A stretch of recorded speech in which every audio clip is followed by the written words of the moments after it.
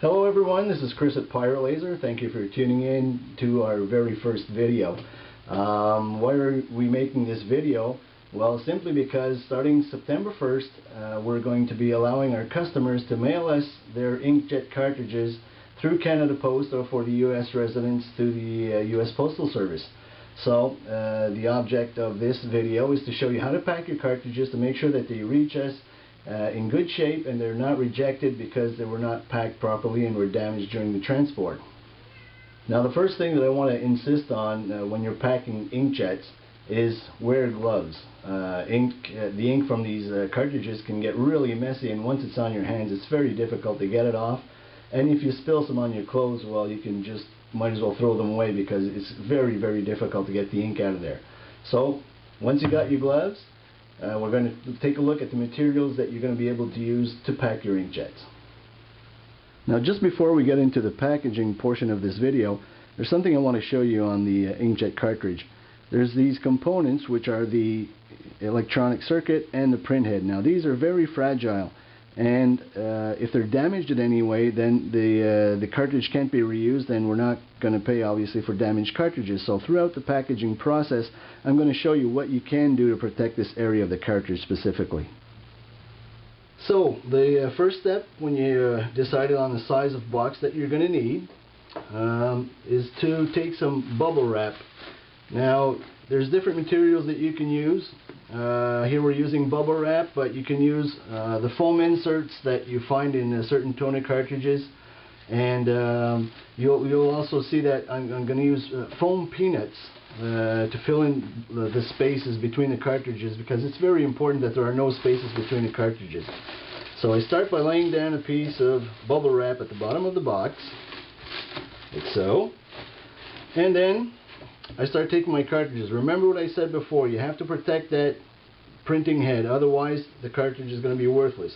So what I do is I place the printing head against the bubble wrap. Now, I know that even if the cartridge moves around a little bit, this bubble wrap is going to protect it. So I take my larger cartridges and put them at the bottom of the box, like so, and go on and do this to make sure that my first row is filled and that the cartridges are packed tightly, one against each other. Now, as you can see, when I reach the end of my row, there's a space in there and it's too small for me to put in another cartridge. So what I can do is I can either put a piece of bubble wrap in there or just fill it up with a couple of peanuts, foam peanuts, and then I can start my row in the other direction. Again, making sure that my print heads are protected. So I'm going to be doing the opposite of what I did before, pointing the print heads towards the bubble wrap. And I'm going to do this until I reach the end of that second row. Okay, so as you can see, I've got the bottom filled out, and what I did, because there was a space here and a space over here, I added some foam peanuts to make sure that these cartridges don't move around during transportation. Next step is going to be to put another layer of bubble wrap on top of these cartridges. I know it looks like a hassle, but you have to do this, otherwise your cartridges are going to be damaged and they're going to be worthless. So I want to make sure that you get paid exactly what you should be paid when you ship your cartridges. So we're ready for another row, and this time we could be using smaller cartridges. And again, it's pretty well the same thing. We're going to be packing them, depositing them in such a fashion that the print heads are resting on the bubble wrap. So we're going to do this for the whole row, again in the same fashion that we did before, making sure that the print heads don't rub against the other cartridges. Now, as you can see, you don't have to put same cartridges on the same level all the time. It's just easier to do it if you have the same size cartridge completely at the bottom. So obviously when you get to the top, you might not have a choice but to mix them as I did here. So once they're all in the box, what you're going to do is you're going to fill in all the spaces with peanuts or another material that can be set in there to make sure that the cartridges don't move around once they're in transport. So that was our last level. I'm going to try to even that out as much as I can. so that there's less space possible left at the top of the box. And once I've evened it out with the peanuts, what I'll do is I'll add bubble wrap to make sure that it's as flush as possible to the cover.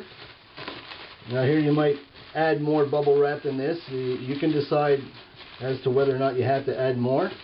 Make sure you have a cover that fits as tightly as possible on it. Tape it up. Go down to your local post office.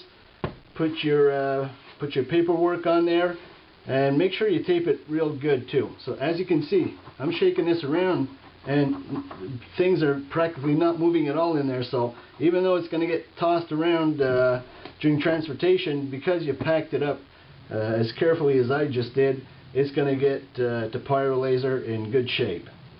See how easy that was? Once you've done it once or twice, it becomes natural, and you know what to look for and what to be careful about, so that your cartridges will get to us safely and you will get paid as quickly as possible. The other item that I haven't mentioned yet are how you're going to do this through your postal system, and what are the delays for receiving your check. These are all the topics that I'm going to be addressing in the next videos. For now, thanks again, and go to our website, pyrolaser.com. There's a blog there. We would appreciate your comments and any suggestions that you would have that would help us improve our customer service. Thanks again. See you soon.